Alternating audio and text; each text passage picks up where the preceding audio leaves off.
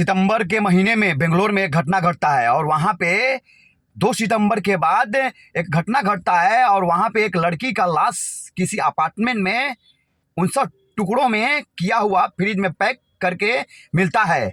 और इस मैटर को पूरे देश में ये हवाला देते हुए वायरल किया जाता है कि ये लव जिहाद में एक अशरफ नाम के व्यक्ति ने इस हिंदू लड़की को मार के फ्रिज में रख दिया है और उसके टुकड़े टुकड़े करके फ्रिज में पैक कर दिया है। और दिल्ली के जो श्रद्धा वाली घटना है उसके बाद ये दूसरी घटना बेंगलोर में घटी हुई है और यही सोशल मीडिया पे तेजी से वायरल किया जा रहा है। तो मैं उन मूर्खों से बोलना चाहता हूं कि अरे ओ मूर्खों, पहले घटना की जो जानकारी है ना वो सही से रख लिया करो। उस लड़की को मारने वाला वो अशरफ नहीं है, उस लड़की को मारने वाला उड़ीसा का मुक्ति रंजन नाम का एक व्यक्ति है और वो व्यक्ति हिंदू समाज से आता है, वो व्यक्ति का ताल्लुक हिंदू धर्म से है। घटना इस प्रकार घटती है वहाँ की, मैं आप सभी को बता दे रहा हूँ दोस्तों। वीडियो को शेयर करें ताकि इन जैसे जो गंदी मानसिकता के लोग हैं जो देश में हर वक्त हिंदू मुस्लिम करने में लगे रहते हैं, इनको पता चले कि आखिर उस महालक्ष्मी को मारने वाला एक हिंदू ही व्यक्ति है। तो मैं आप सभी को बता रहा हूं कि आज से ठीक 35 साल पहले नेपाल से 2 व्यक्ति जाते हैं बेंगलोर। वहीं महालक्ष्मी के माता पिता जो राणा खानदान से आते हैं वो जाते हैं बेंगलोर और वहाँ पे शिफ्ट होते हैं, वहाँ पे नौकरी करते हैं, सरकारी नौकरी करते हैं।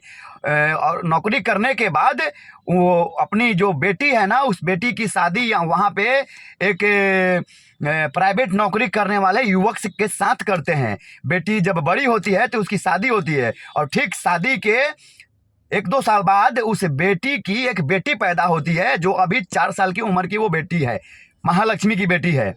तो बेटी जैसे ही 1 साल की होती है तो महालक्ष्मी के बीच में और उसके जो पति है उसके बीच में झगड़ा किसी बात के लेकर होने लगता है और झगड़ा इस नौबत पे पहुंचता है कि महालक्ष्मी खुद को अलग करके माँ बाप से अलग होकर, पति से अलग होकर एक अपार्टमेंट में जाके रूम लेती है और वहाँ पे रूम लेने के बाद वो एक मॉल में जॉब पकड़ती है। और उस मॉल में जब वो जॉब पकड़ती है तो ठीक उसी जॉब पकड़ने की प्रक्रिया में उसके जूनियर जो पोस्ट होता है उस पोस्ट पे काम करता है उड़ीसा का वो बंदा जो मुक्ति रंजन नाम का व्यक्ति है, वो बंदा काम करता है। धीरे धीरे दोनों में बातचीत होता है, बातचीत होने के बाद धीरे धीरे वही बातचीत प्यार में बदल जाता है, फिर वही बातचीत प्यार में बदलने के बाद बेड पे चला जाता है और दोनों में 1 साल तक रिलेशनशिप बना है। और दोनों 1 साल से रिलेशनशिप में बेंगलोर के उसी अपार्टमेंट में रहते हैं जहां पे महालक्ष्मी का कत्ल हुआ था, फ्रिज में करके उसको रख दिया गया था। और इसी बीच महालक्ष्मी की दोस्ती एक अशरफ नाम के मुसलमान व्यक्ति के साथ होती है उसी बेंगलोर में। वो जो अशरफ नाम का युवक है वो काम करता है, वो भी कोई प्राइवेट ही काम करता है वहाँ पे जाके, और वो रहने वाला बेचारा उत्तराखंड का है और उत्तराखंड से वो बेंगलोर जाता है और बेंगलोर में वो काम करता है। तो वो दोस्ती होती है महालक्ष्मी से अशरफ की, और दोस्ती जब होती है ना तो इसी दोस्ती का बात पता चलता है किसको, मुक्ति रंजन को। तो मुक्ति रंजन से शायद रहा नहीं गया, इसलिए वो इस घटना को अंजाम दे दिया। लेकिन जब पुलिस जांच में मुक्ति रंजन के घर गांव उड़ीसा पहुंचती है तो मुक्ति रंजन का जो माँ है उनका कहना है कि मेरे बेटे को जो महालक्ष्मी है ना वो ब्लैकमेल करती थी। और मैं आप सभी को बता दे रहा हूं कि महालक्ष्मी को 59 टुकड़ों में करने वाला अपराधी मुक्ति रंजन खुद को सुसाइड करके खत्म कर लिया है। वो जैसे ही कत्ल करता है वहां पे सितंबर महीने में बेंगलोर में, कत्ल करने के 2 दिन बाद उड़ीसा पहुंचता है। उड़ीसा जब घर में पहुंचता है तो उसका जो ये दिमाग है ना वो सही से काम नहीं करता है। उसको ये डर लगाता है कि हमको भी पुलिस गिरफ्तारी करेगी, हमारी बदनामी होगी। तो वो इस डर से खुद को फांसी के फंदे पे बगीचे में जाता है घर से बाहर और लटका लेता है। जैसे ही बेंगलोर पुलिस को इस बात का खबर सीसीटीवी से पता चलता है कि वहां पे 2 संदिग्ध युवक ढुके हुए थे। वो दोनों संदिग्ध युवक पता है कौन था, एक मुक्ति रंजन था, एक उसका दोस्त था, लेकिन घटना को अंजाम दिया था मुक्ति रंजन। और घटना को अंजाम देने के बाद वो पहुंच जाता है अपने गाँव उड़ीसा और वहां पे जाके वो खुद को भी खत्म कर लेता है। और सुसाइड नोट उसके पास मिलता है। उस सुसाइड में नोट में लिखा हुआ ये रहता है कि महालक्ष्मी से जब उसका दोस्ती होता है, जब वो दोनों रिलेशनशिप में रहते हैं, उसके बाद महालक्ष्मी जो है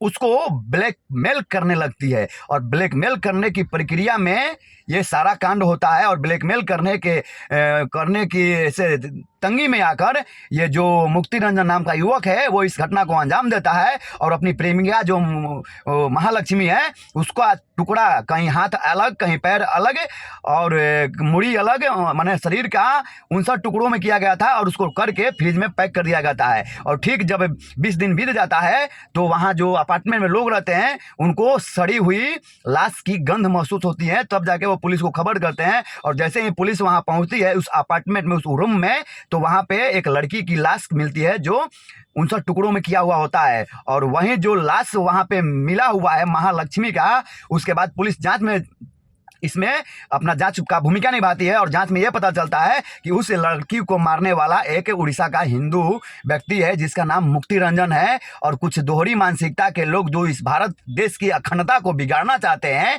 इस भारत देश की जो भारत अखंड भारत बनने के राह पे चला हुआ है, इसको खत्म करना चाहते हैं। ये क्या फैला रहे हैं झूठ में कि उस व्यक्ति, उस लड़की को मारने वाला मुसलमान है और उसको मार दिया है। और मारने के बाद इस मैटर को वो लव जिहाद के एंगल में लेकर आ रहे हैं। तो हाँ भाई, ये मैटर लव का ही है, लेकिन अब की बार लव ना मुसलमान ने नहीं किया है, अब की बार लव जो है एक हिंदू ने किया है। और अब की बार जो घटना का अंजाम ना एक मुसलमान ने नहीं दिया है, अब की बार घटना का अंजाम एक हिंदू ने दिया है और उस लड़की को फ्रिज में पैक करके रख दिया है। और ये भी साबित हो रहा है कि वो उस लड़की का जो करेक्टर है वो भी सही नहीं था। अगर करेक्टर सही रहता तो वो अपने पति के छोड़कर एक बॉयफ्रेंड नहीं बनाती, उसके बाद दूसरा बॉयफ्रेंड नहीं बनाती, तीसरा बॉयफ्रेंड नहीं बनाती। और यही बॉयफ्रेंड बनाने के चक्कर में उस लड़की को वो लड़की भी खत्म हो गई और उस लड़की को जो खत्म किया है वो लड़का भी खुद को सुसाइड करके खत्म कर लिया है। और यही बेंगलोर की घटना है।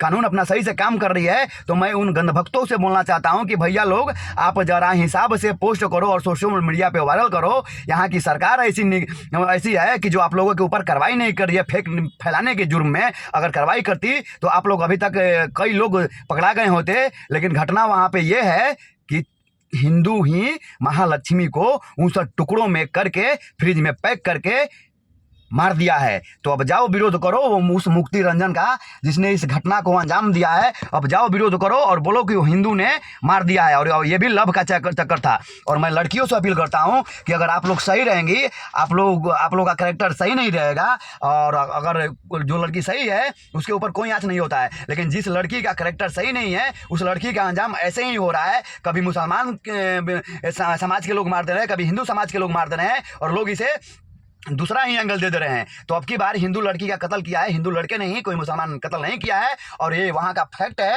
बेंगलोर का घटना का सच्चाई है। और मैं उन लोगों से बोलना चाहता हूँ कि फेक न्यूज फैलाना बंद कर दीजिए। और ये 100% घटना है कि उस घटना को अंजाम एक हिंदू व्यक्ति, मुक्ति रंजन नाम का जो व्यक्ति है वो दिया हुआ है। और पुलिस का कहना ये है, पुलिस भी जाँच कर रही है, तो उसका कहना ये है कि जो महालक्ष्मी थी ना, एक साल रिलेशनशिप में रहने के बाद मुक्ति रंजन के ऊपर शादी करने के लिए दबाव बना रही थी।